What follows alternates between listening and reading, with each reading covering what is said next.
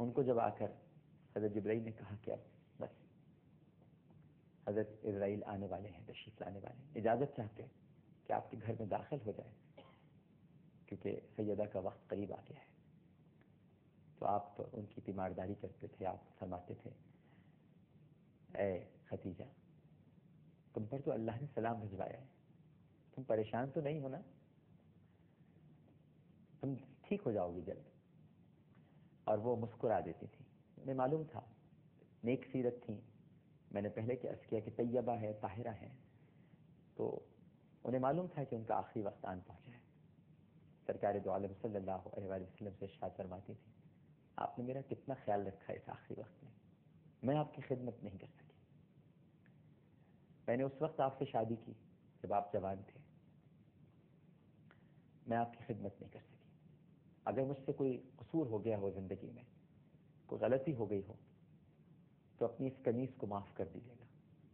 اور سرکار دو عالم صلی اللہ علیہ وآلہ وسلم ارشاد فرماتے تھے ختیجہ تجھ سے غلطی، تجھ سے کوئی خطا، تو تو میری رفیقہ حیات ہے، تو تو میری کائنات ہے، تو تو میری جان ہے، تو نے تو میرا بڑا ساتھ دیا ہے. خدا کی قسم کوئی میرا ساتھ نہ دیتا جتنا تو نے میرا ساتھ دیا ہے. پھر ختیجہ نے عرض کیا یا رسول اللہ صلی اللہ علیہ وآلہ وسلم ایک چھوٹی سی درخواست ہے، یہ میاں بیوی میں آخری گفتگو ہو رہی ہے. فرمایا کہو ختیجہ. عرض کیا یا رسول اللہ صلی اللہ علیہ وآلہ وسلم، کبھی نام نہیں لیا میری ماں نے اپنے شوہر کا. فرمایا یا رسول اللہ صلی اللہ علیہ وآلہ وسلم جب میرا انتقال ہو جائے تو میری ایک آرزو ہے،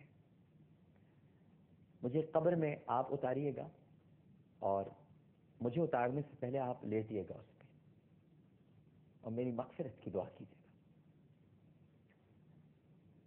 نبی کریم صلی اللہ علیہ وسلم یہ سن کے رو دیے، بہت زار و قطار روئے. اتنا روئے کہ ایک روایت میں آتا ہے کہ ملک الموت کو بھی آنسو آ گئے. قریبی تشریف فرما تھے اور اجازت کے منتظر تھے. سرکار کا گھر ہے نا، اجازت تو لینی پڑے گی، اجازت تو لینی پڑے گی. حکم اذن تو ہو چکا تھا اللہ کی طرف سے، لیکن سرکار کا گھر ہے، اجازت ہوئی. اور اس کے بعد حضرت خدیجہ الکبریٰ رضی اللہ تعالی عنہا ان کی روح قبض کر لی گئی. آپ صلی اللہ علیہ وآلہ وسلم کے رخسار پر صرف آنسو تھے. آپ نے حضرت خدیجہ الکبریٰ کو کفنایا، غسل دیا، اور بعض روایات میں آتا ہے کہ ان کی سہیلی موجود تھیں، انہوں نے غسل دیا. بعض روایات میں آتا ہے کہ خود نبی کریم صلی اللہ علیہ وآلہ وسلم نے یہ فریضہ انجام دیا. اس بحث میں پڑے بغیر اصل بات تو یہ ہے کہ قبر کی کیا منزل تھی. جب آپ کی قبر، بغلی قبریں ہوتی تھیں، جب آپ کی قبر کھودی گئی تو سرکار دو عالم صلی اللہ علیہ وآلہ وسلم نے وعدے کے مطابق اس قبر میں اتر کر حضرت خدیجہ الکبریٰ رضی اللہ تعالی عنہا کے لیے دعائیں کی، اور پھر آپ لیٹ گئے، چت لیٹ گئے. اور اس وقت حضرت علی کرم اللہ وجہہ قریبی کھڑے ہوئے تھے.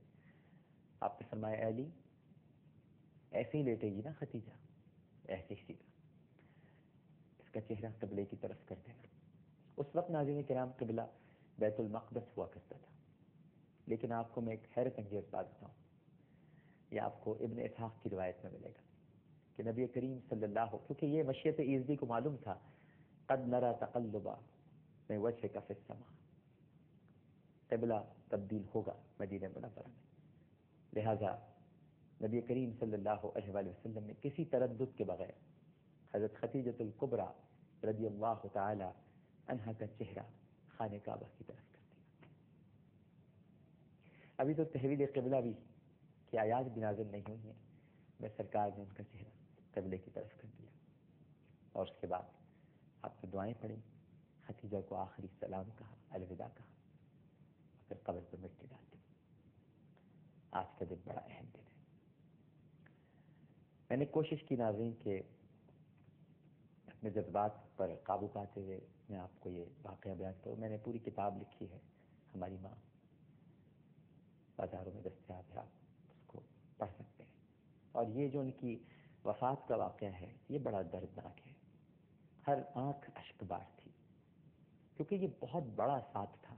آپ سوچئے نا، 25 برس کے نبی کریم صلی اللہ علیہ وآلہ وسلم، 40 برس کی حضرت خدیجہ الکبریٰ رضی اللہ تعالی عنہا، اور پھر 40 برس کی عمر میں اعلان نبوت ہو رہا ہے، تو آپ اندازہ لگا لیجئے کہ نبی کریم صلی اللہ علیہ وآلہ وسلم کا یہ ساتھ تو ہو گیا 15 برس کا، اور اس کے بعد پھر مزید 10 سال صحبتوں کے، تو پورے 25 برس کا ساتھ تھا، پورے 25 برس کو مذاق نہیں ہوتے 25 برس۔ اور آپ کی حیات پاک میں آپ نے دوسری شادی نہیں کی، پھر اس کے بعد آپ کی حیات، آپ کے انتقال کے پھر 1 سال بعد آپ نے حضرت سودا بنت زمعہ رضی اللہ تعالی عنہا، اور پھر اس کے بعد ام المومنین میری ماں سیدہ عائشہ صدیقہ رضی اللہ تعالی عنہا، جن سے بڑی محبت ہے سرکار کو، وہ ایک الگ معاملہ ہے۔ سرکار نے فرمایا کہ عائشہ کو تمام عورتوں پر ایسی فضیلت ہے جیسے سرید کو تمام کھانوں پر فضیلت ہے، ان کا بھی ایک الگ مقام ہے۔ یہ ہماری مائیں جو ہیں ناظرین کرام، ہم ہی بدبخت بچے ہیں جو اپنی ماؤں کے بارے میں نہیں جانتے۔